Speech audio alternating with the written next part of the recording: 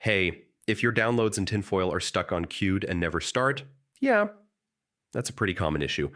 Don't worry, I'll show you the best ways to fix it and get your downloads running again.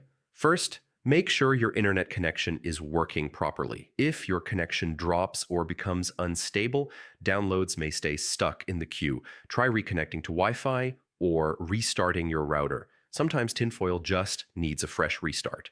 Completely close the app, reopen it, and requeue the download.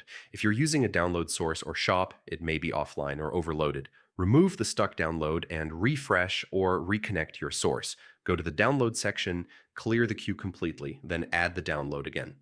Corrupted queue data can prevent downloads from starting. Incorrect system time or date can block server connections. Make sure your console's time and date settings are correct. Finally, make sure you're using the latest version of Tinfoil. Older versions may have download queue bugs. So, yeah, checking your connection, restarting Tinfoil, refreshing sources, clearing the queue, fixing system time, and updating the app usually solves the queued download problem. Your downloads should start normally again.